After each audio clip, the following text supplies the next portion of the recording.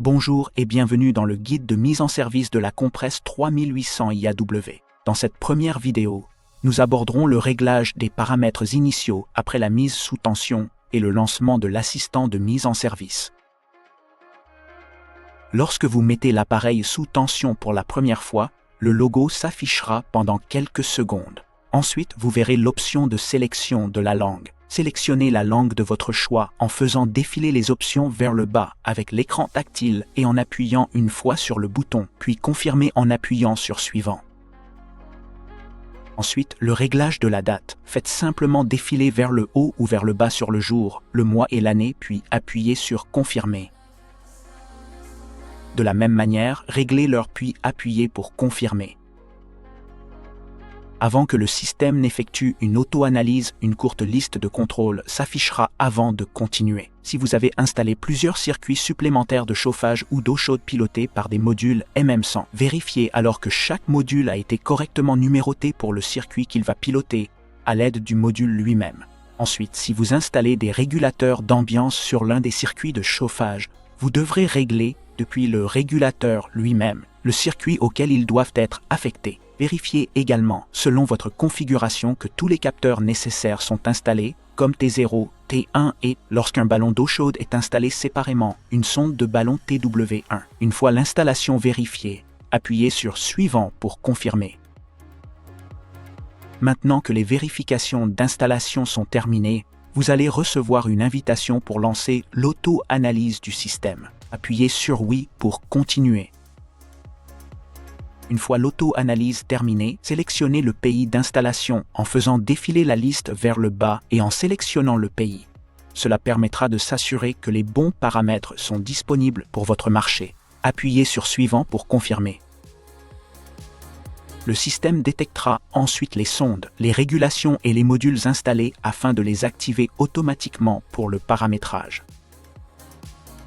Définissez la température extérieure minimale. Il s'agira de la température extérieure de base de votre région d'installation. Cette température extérieure minimale sera la température référence pour notre courbe de chauffage. Appuyez sur Suivant pour confirmer votre choix. Ensuite, nous sélectionnons si l'installation dispose d'un ballon tampon ou d'un bypass. Si un de ces choix est sélectionné, l'unité aura besoin d'une pompe de circulation supplémentaire pour chaque circuit de chauffage après le tampon ou le bypass. Sélectionnez ballon tampon, bypass ou encore hydraulique directe, puis Suivant pour confirmer. Ici, nous pouvons limiter la puissance totale sur une installation monophasée sans qu'aucun dispositif de protection de puissance ne soit nécessaire. L'appareil lui-même limitera la puissance du chauffage d'appoint ou le fonctionnement du compresseur à la valeur définie. Appuyez sur Suivant pour confirmer.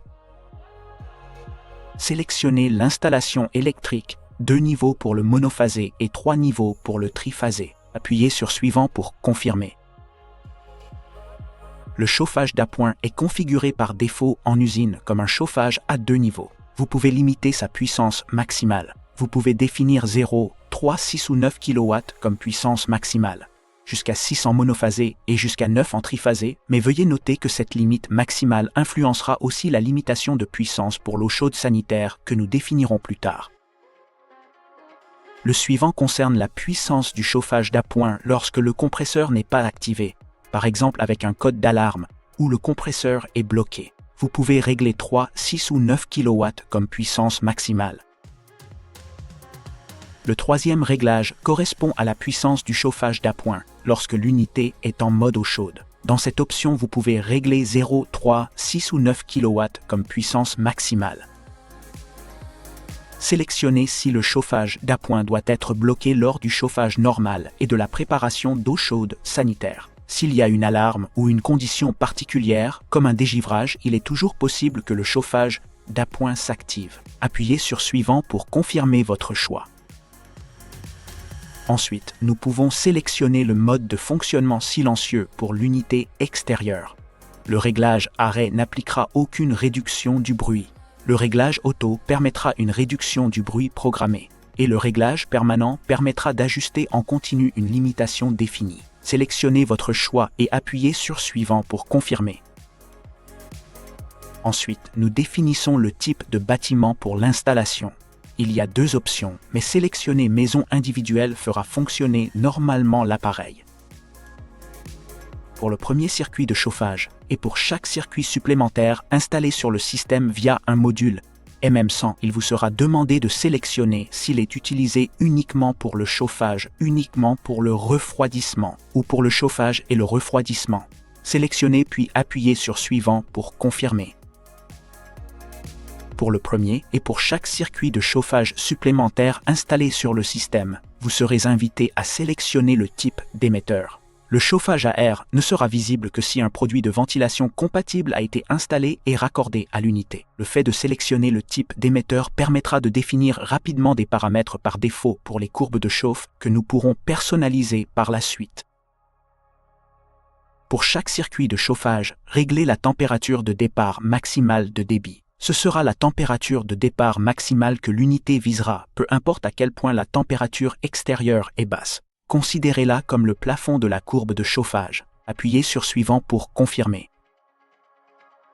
Pour chaque circuit de chauffage, réglez la température de départ que l'unité visera lorsque la température extérieure sera au niveau de la température extérieure de base que nous avons définie plus tôt. Si la température extérieure descendait encore plus bas, la température de départ pourra tout de même dépasser la valeur cible, mais l'unité ne visera pas une valeur supérieure à la température de départ maximale que nous avons définie sur l'écran précédent. Appuyez sur Suivant pour confirmer.